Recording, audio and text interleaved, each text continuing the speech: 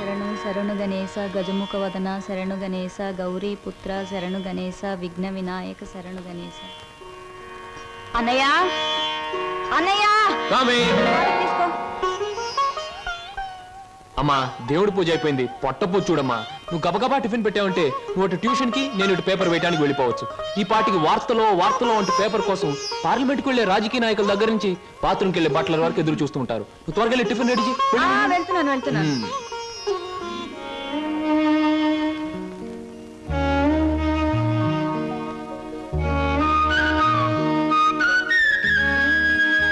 చెల్లాయి, మన కోసం సరోజు ఒంటరిగా ఆగిపోయింది. ప్రాణానికి తెగించి మనల్ని రక్షించింది. ఎక్కడుందో ఏమైందో ఎన్నిసార్లు ప్రయత్నించినా కనీసం జాడు కూడా తెలియలేదు. అసలు ఉందో లేదో. అన్నయ్య తప్పకుండా ఎక్కడో ఉండే ఉంటుంది. ఏదో ఒక రోజు మనకు కనిపించి తీరుతుంది. అర్జెంటే నన్ను వదలవే, కడుపులో గందరగోళంగా ఉంది. ఇదిగో వెళ్ళొచ్చిన తర్వాత నీ ప్రశ్నలన్నిటికీ తీరిక సమాధానం చెప్తాను. అమ్మా నేను మర్చిపోతానండి. నాకు సమాధానం చెప్పిన తర్వాత మీరేమైనా చేసుకోండి. ఎన్టీ రామారావు నటించిన మొదటి చిత్రమేది, రంగుల చిత్రమేది, రాజుగా నటించిన చిత్రమేది, పేదగా నటించిన చిత్రమేది, దొంగగా నటించిన చిత్రమేది, విలన్ గా నటించిన చిత్రమేది, ఏ చిత్రం ఎన్ని రోజులు ఆడింది, అందులో ఫెయిల్యూర్స్ ఎన్ని, సక్సెస్ ఎన్ని చెప్పకండి చూద్దాం. కింద జన్మలో నువ్వు గానుగై ఉంటావే, నేను ఎద్దై ఉంటాను. అప్పుడు నేను ఆడించాను, ఇప్పుడు నువ్వు నన్ను జాడిస్తున్నావు. ఎన్టీ రామారావు నటించిన మొదటి డ్యూయల్ రోల్ సినిమా నిన్ను ఎక్కడ కొడితే బుద్ధి వస్తుందా అని ఆలోచిస్తున్నానే. వస్తున్నా బాబు. ఏమయ్యా, నువ్వు పోస్ట్ మ్యాన్ కదా, పోర్టల్ ఉద్యోగం ఎప్పుడు మొదలెట్టావు? ఏంటంటే ఏమి తెల్లంటే అడుగుతారో. మీ ఆవిడ రాసి పంపించిన పాటలు తిరిగి వచ్చేసాయి. ఆహా, అయితే ఈ నెల కూడా పొయ్యిలోకి పుల్లలు కొనక్కర్లేదన్నమాట. మీ ఆవిడ గారి చేత పాటలు రాయటం అన్నా మానిపించండి, లేకపోతే ఆవిడ గారి కోసం కొత్త వారపత్రిక పెట్టండి. లేకపోతే దేశంలో తెల్లకైతే కరువు వచ్చి పడిపోద్దని. మరి ఎవరండి వచ్చింది? అమ్మో విడు, ఏమిటండి ఇవన్నీ నీ రచనలే. వీటి తాకిడికి ప్రపంచం అంతా తట్టుకోలేకపోతుంది. కొన్నాళ్ళకి ఊరంతా ఖాళీ చేసి పోయేటట్టున్నారు. ఊరు అంటే జ్ఞాపకం వచ్చింది. 1952లో సొంత ఊరు అనే సినిమా వచ్చింది కదా. ఎన్ని సెంటర్స్ లో 50 రోజులు ఆడింది. ఆ చిత్రంలో హీరో ఎవరు, హీరోయిన్ ఎవరు, డైరెక్టర్ ఎవరు?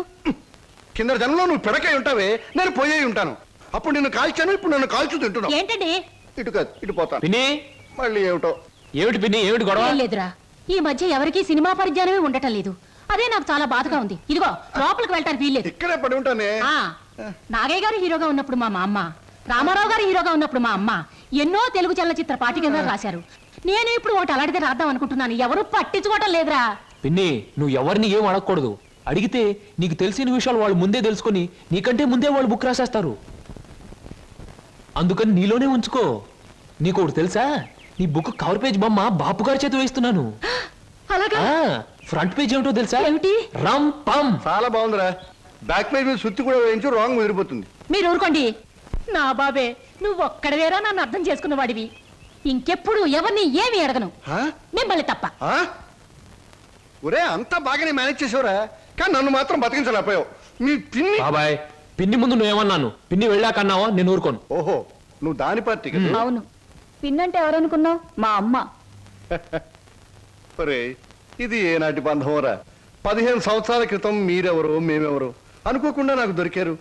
ఈ 15 సంవత్సరాల్లో మేము మీకే ఆప్యాతలు కురిపించామో తెలియదు, కానీ మీరు మా కన్నబిడ్డల కంటే ఎక్కువైపోయారా. అది మా అదృష్టం బాబాయ్. నువ్వు లేకపోతే మేమేమైపోదు. చూడమ్మా, రిటైర్డ్ స్టేషన్ మాస్టర్ గా చెప్తున్నాను, పచ్చ జెండాకి పరిగెత్తే రైలుకి బంధుతో ఉండక్కర్లేదురా. పచ్చ జెండా ఊగిందంటే రైలు పరిగెత్తి తీరాలే, దాని డ్యూటీ. రైలు పరిగెత్తే ముందు పచ్చ జెండా ఊగాలే, దాని బాధ్యత. మన బంధుత్వాలు కూడా అంతేరా.